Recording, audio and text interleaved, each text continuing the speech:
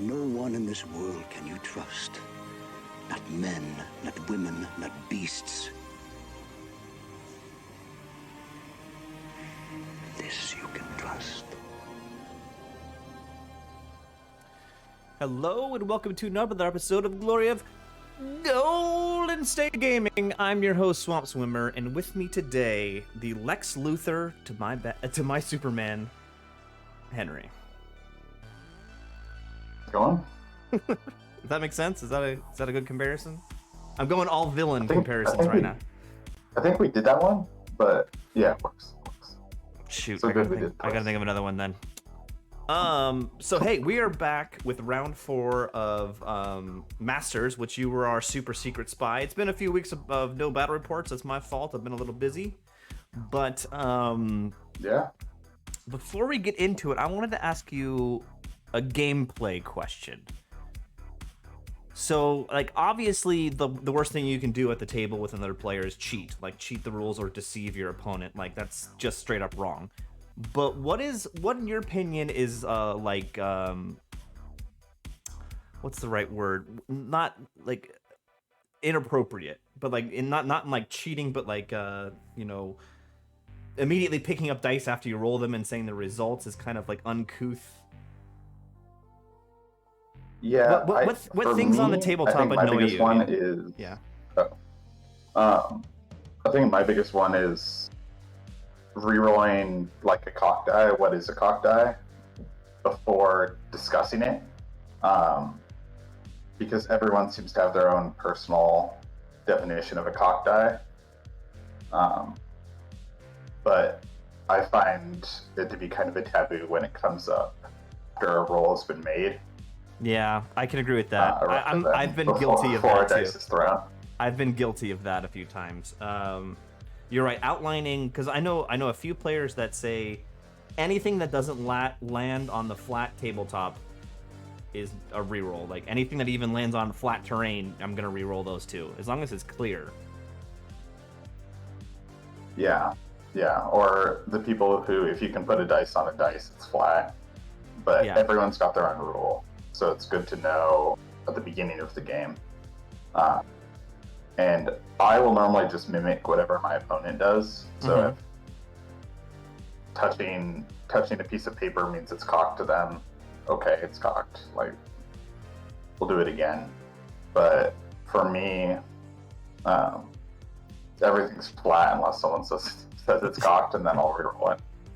Yeah, I think I'm with you. I think that's pretty much what I do too. How do you feel about people marking or not marking their units before they move? So for me, I'll mark units that I'm definitely going to have to do some tricky movement with. But if it's like a brick pushing forward, I normally won't. But I will watch the person's movement on turn 1, and if it looks like it's going to be a game where we need to mark units, I'll start asking to mark units. But that's purely watching my opponent's move 1 and just seeing where we're at, because I've played enough people with a 15-inch that is 15-inch move that's a 16-inch tape, if that makes sense. Yeah, I get Where you it's saying. like, okay, let's start marking this now. But if turn 1 movement's over and I didn't see anything that makes me uncomfortable or like makes me second guess your move, I'll just ask if you want to mark units. But Okay, cool. people who have played this game long enough know what a 10-inch move looks like. So you kind of at that point get to know, like, all right, maybe we should start either double measuring or marking units, because I think the that one thing wasn't 10 inches. I think the one thing that annoys me is when people start rolling the dice too fast. Like, they've got 5 dice, it's like, oh, it's 4+ to hit, bam, pick up 4, and before I even have a chance to look at the dice, and I'm like, oh, I just want to confirm what you're saying is right. I didn't see those dice, so, like, I don't even know what you rolled. Picking up dice too fast is the big thing for me. I personally think you should pick up misses rather than hits. That's a good one, picking too. up hits makes me kind of like, well, you know what you need to hit, you know the modifier is correct, and it's like, oh yeah, it was definitely hitting on a 4, and you're like, well, it's hitting on 5s because of distracting or whatever, and then they're like, oh, it's like, yeah, if you just started picking at misses, yeah, now we don't have to have this conversation. I like that And too. it's Yeah. especially important with battle focus now. With True. battle focus, you have to pick at misses because if you start just snapping up hits and then you're like, oh, that one was a 6. First time I'll give it to you, sure, that was a 6. The second time that happens, it's like, no, they're 5s now. They're 5s until you start picking up your misses. I agree. Like those Man, threes, I'm like a grumpy old college right now. I'm like, I'm gonna measure your units. I'm gonna watch your dice. Granted, no, we both of us don't do this every game, but like, this is it's like general rules of play that they're just polite ways of playing. It's not like cheating. It's a little shady, but it's not cheating. It's just, I guess this is just a PSA for those players out there. Like these are small things that we can all do to be more clear when we're playing and make the game better. Yeah, it just cleans up both players' games. I think is the best way to look at it. It's like you're cleaning up your own game because you're noticing this and stopping yourself if you're doing it, and you're trying to clean up their game so that if they play someone who won't speak up about it, they know. Gotcha. That was a good little discussion. Clean up your game. It's good to clean up your game. But let's get on to the battle port. You're into round 4 of the North American Masters, and you had, I forgot what you got in the first 2 games. You got like 2 small wins and then a big loss on round 3, right? Big loss, medium win, small loss. Yeah. Not in that order, but yeah. And you get not the best I've ever done, but you get paired into Neil, who's a player from the Detroit area. I played Neil a few times. He has crushed me every time. But you are guys playing Dawn Assault, Spoils of War, and he's on Dread Elves. Let's see here. What are we doing? So if you are interested in Henry's list, please click the link right above my head. First off, it is the North American Masters list review that we did.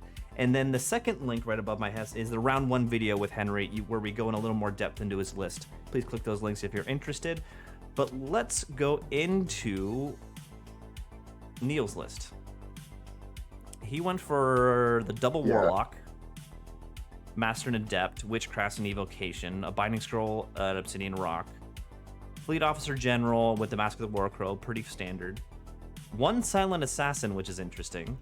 Block of 35 Spears with Executioner's Icon, 10 Corsairs, 15 Auxiliaries, 3 Gorgons, which are an auto-include, I feel like, in Dread Elf armies right now.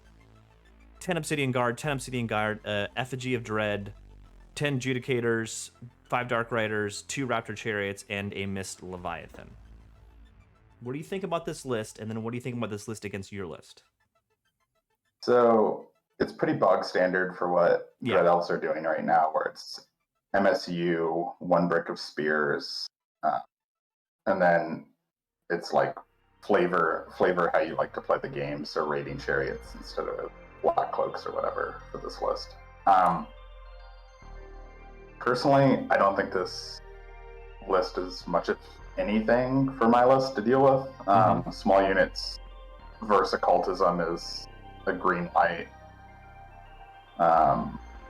The Effigy of Dread's kind of annoying with the fear. Yeah. And it just represents points I'm never going to bother to go after. But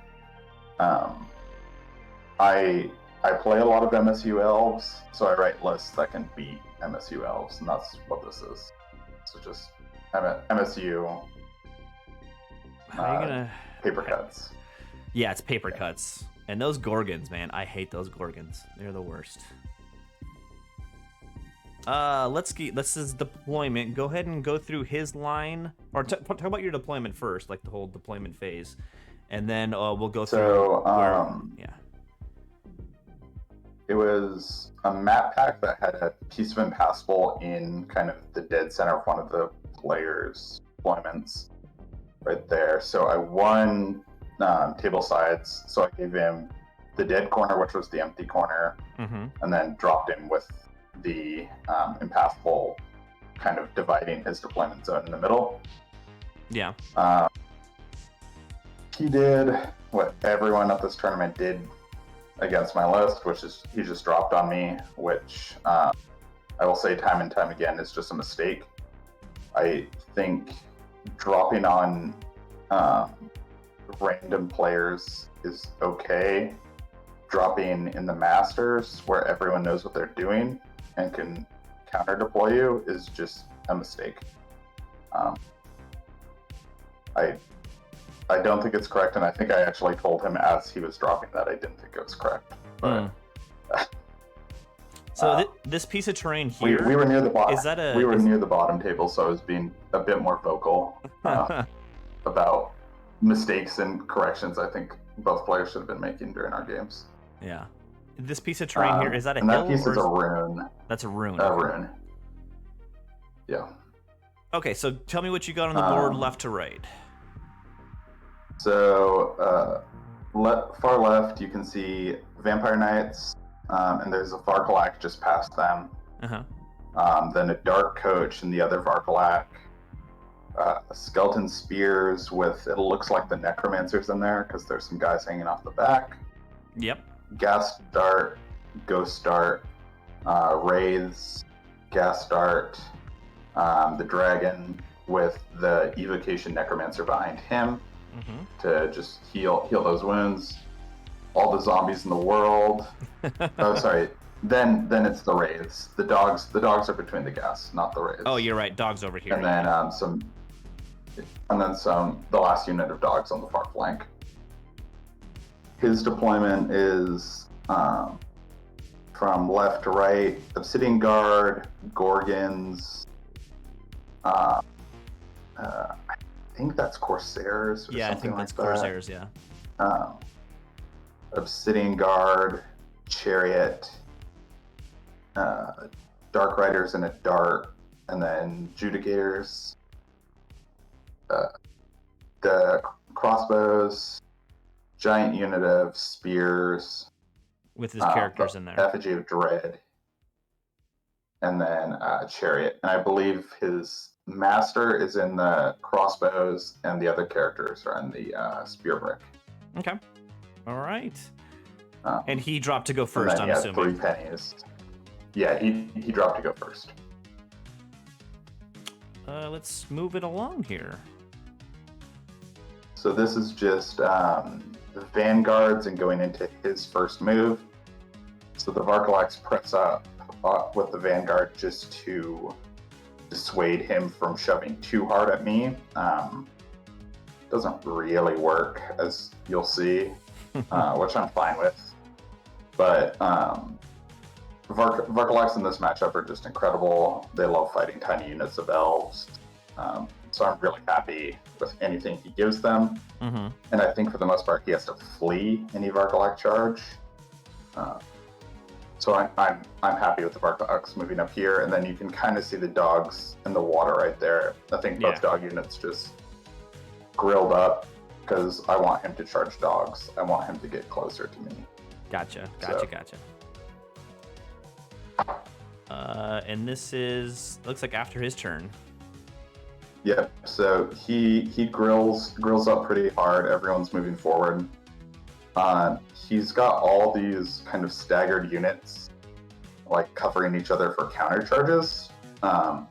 We actually spent a lot of time in this movement phase, him just getting the angles he liked. And then the dogs got shot down by the crossbows. The dogs that were here, yeah.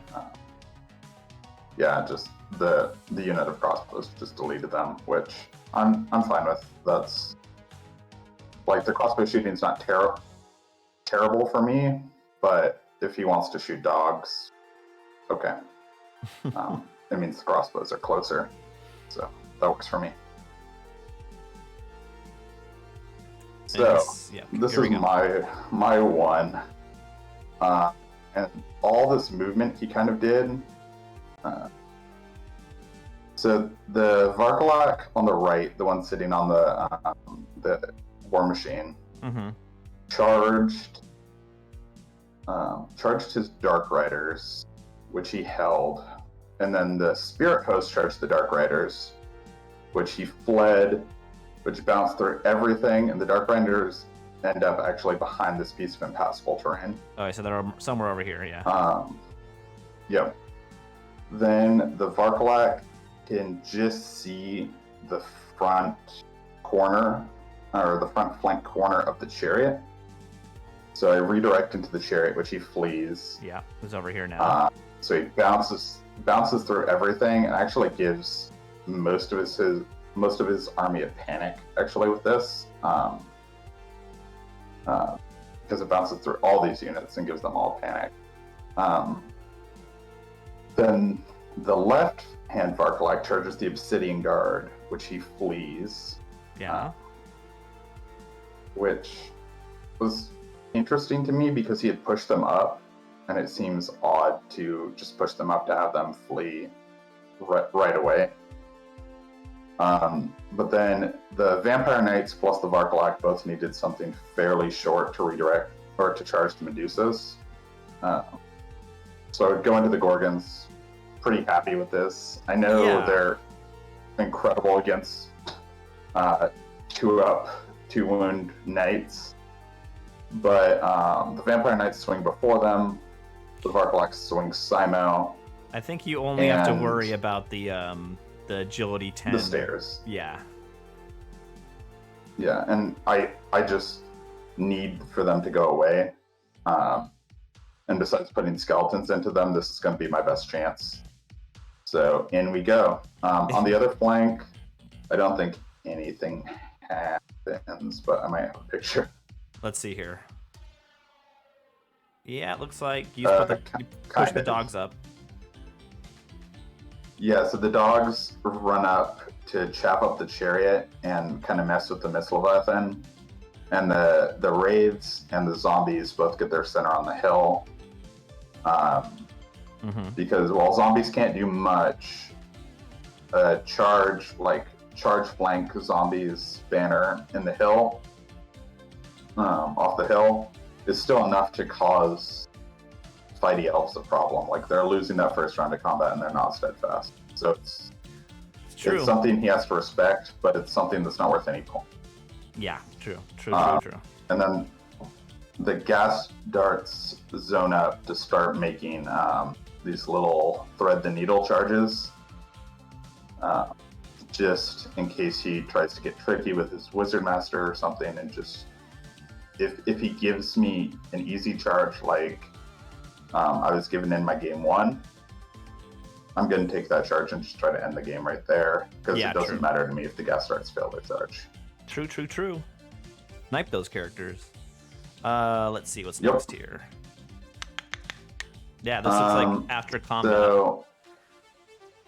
So I'm pretty sure my magic didn't do much. I think I killed some crossbows and did whatever. In combat, I lose a Vampire Knight to the stairs, but then we just blow the unit up.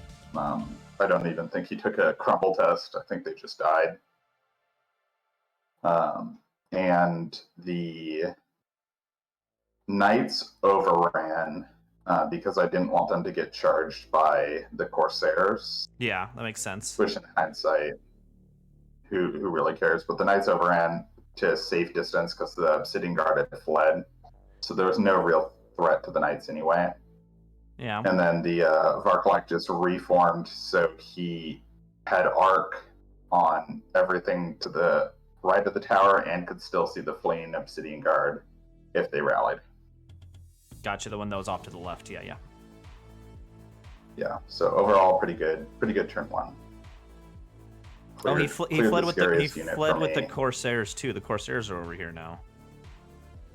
He must have the Corsairs failed to panic from the Gorgonstein. That's actually what it was. Yeah. Okay. Okay.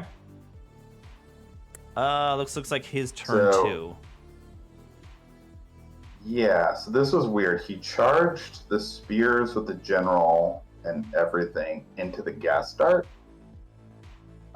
which was like kind of a long charge, but I had set up so that if he wanted to overrun into the dragon, everyone would have to go through the water.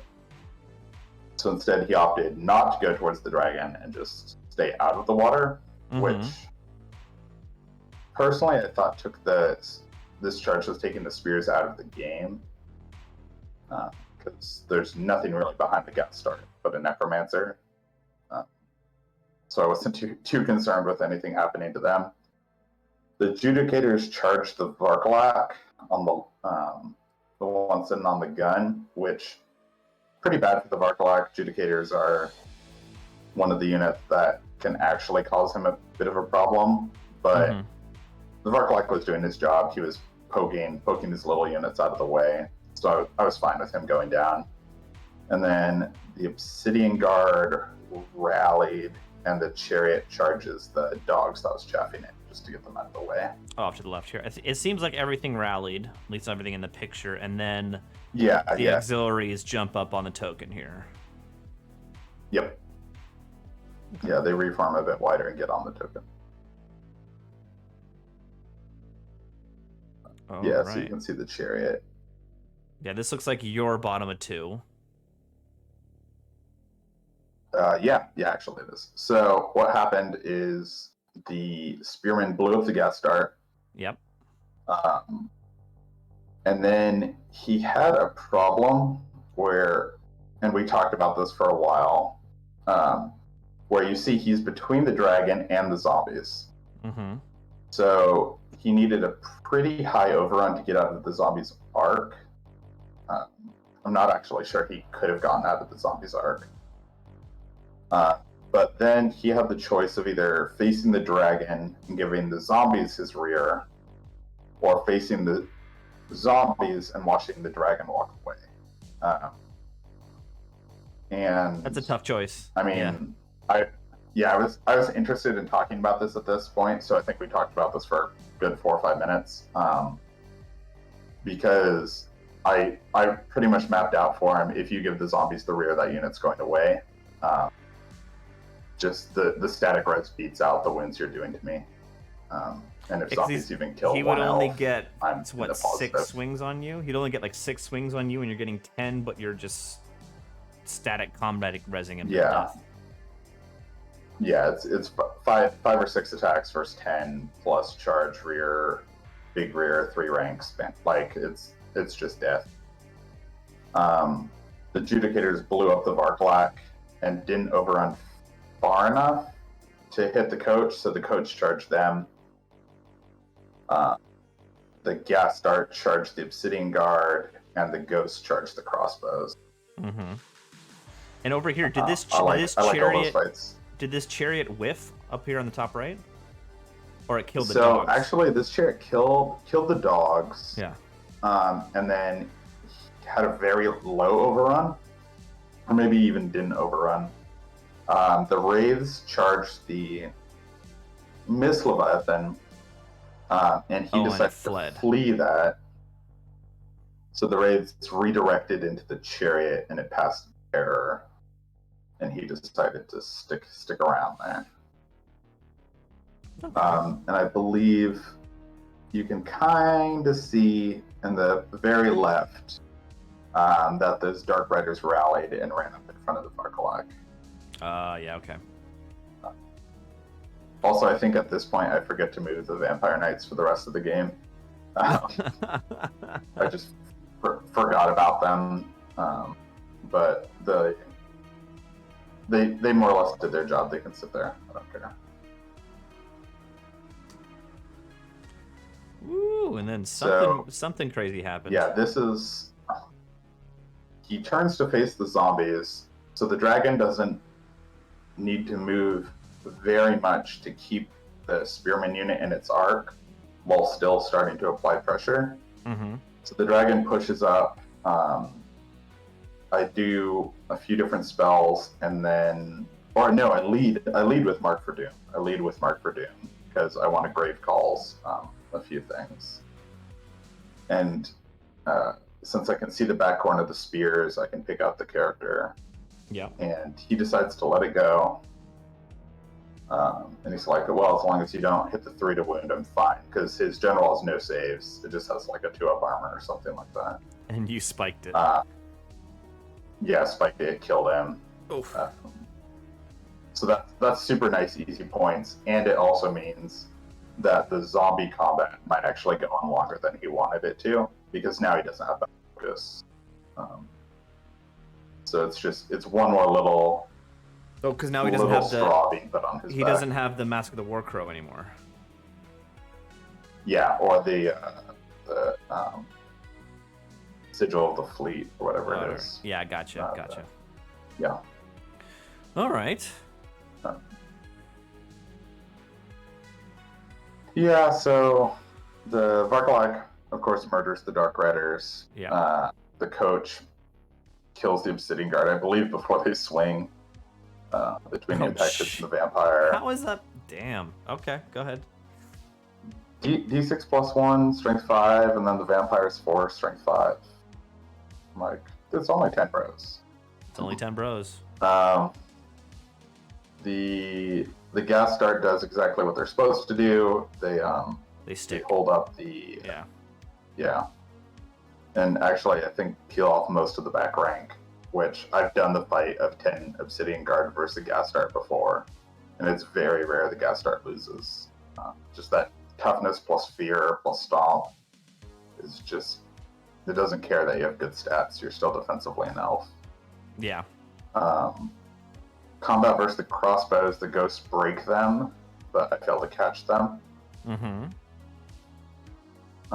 Which is neither here nor there. Ghosts don't do much in this matchup. They're just obnoxious and hard for him to remove. It makes him drop the token, which is nice. Oh, he never started picked it up. With the token. Gotcha. Yeah. I was not gonna let him pick it up and then try to run away, because he was on witchcraft and I couldn't afford for him to just dip out with the token. Yeah. And it looks like the race up here killed the chariot. Yeah, they killed the chariot, and I had a choice of either reforming or overrunning, and for some reason I thought it would be better to overrun. In hindsight, I don't know why I thought that would be the better choice. Reforming just seems so much more positive. It was to get the wraiths out of the charge arc for the skeletons, or for the spearmen. I didn't want the spearmen to make a long bomb into the wraiths and avoid the zombies. Mm-hmm. Because now it's just forcing them to go into the zombies, which I'm happy about. Okay. So, yep, he piles on in. The Corsairs with all the characters form up to face the wraiths. Oddly, and he, between magic of some kind and shooting, actually kills the wraiths. Wow. Which I was impressed by. The spearman versus zombie fight goes about how you thought it would go, but I raised a level unit of zombies just to cross my T's and dot my I's. The ghasts break, run down the Obsidian Guard, and make the overrun into the chariot. That's crazy. Without your coach's help. The coach then charges the chariot in my turn. Ooh, I feel like that battle's slanted toward the Dread Elves, but I guess I'm wrong. Wow. I mean, it's troll math, so if I can spike 5 up regens. Yeah. The gas doesn't need help. The elf does. You just need to roll those 5 ups. Roll those demon saves. Yep, the dragons starting close the door. I believe the spirit host is going to charge in the rear here, and this is the inverse where he actually spikes the spirit hosts, and I think I lose a base on the charge in the rear or something like that. Oh. Okay. All right. Sadly, a problem here is that the skeletons have been staying behind the dragon for protection all this time, and now it's looking like it's going to be a long road to get to the keg.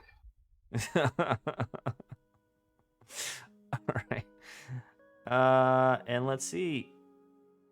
Wow, those spears chew through the zombies.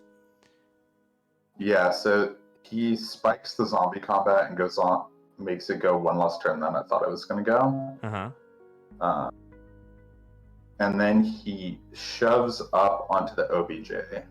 Mm-hmm. And the Ghast and the coach make short work of the chariot up here. But he shoves onto the OBJ. So the Spirit Host is still holding up this Corsair unit. Yep. And I was under the impression that not a leader...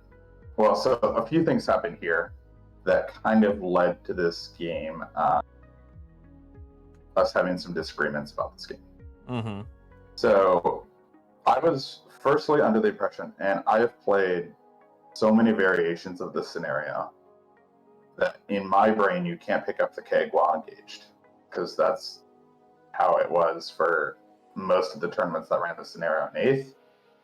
I was pretty sure that's how it was in 9th.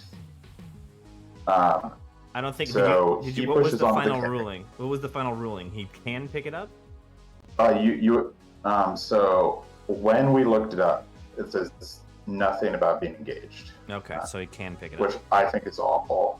But so I believe he can't pick it up while engaged at this point in the game. So the dragon charges into the flank of the spears, and the necromancer actually charges into the rear. Okay. Because the zombies had killed his champion. However, they had been swinging at his level 2 outcast and only done 2 wounds to her, so she was out of wound. So the Necro came in, and he's actually there to just take her challenge. Yeah, exactly. Just to hold on to the challenge, so the- your dragon can unleash into the spears. Yeah. Yeah. So he gets a rear. He gives me a rear res, and then he holds the challenge. And he might actually kill her. He's got 1 attack, and she's at 1 wound. Mm-hmm. So maybe. But then it lets the dragon just go ham. And then over on the other side, I believe the Varklak just kills the Obsidian Guard. Wow. The Obsidian Guard killed those Vampire Knights that I forgot to move. Yeah. Okay. So that was the trade-off there. And let's see here. So So tell me what happens in this combat. This is showing after the charge, and this is the second thing I didn't realize. I assumed not a leader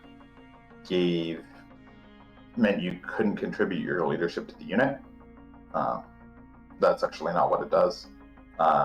And so they were a 9 on their break because the Warlock Outcast is a 9 rather than the 8. But doesn't it? So doesn't the fear take it down to an 8? they're close enough to the Idol of Spite or whatever. To cause fear The themselves. effigy of dread. They cause fear, yeah. Freaking dread elves. And I believe this is actually where he blows up the Spirit Host. So now those Corsairs with the Assassin and all that is staring at the flank of the dragon. Uh-oh. And the Necromancer's still in this challenge. So the dragon can't even find safety in the challenge. Oh boy. So, yeah. And looks like this is the last pick. Yeah, so he comes in, and during the entire charge, when he's revealed the assassin, he's talking up the assassin. He's like, oh, it does multiple wounds too against characters, blah, blah, blah, blah. I was like, yeah, that's nice. I really don't care. He comes in. I had saved my breath weapon because I knew this was going to happen, most likely.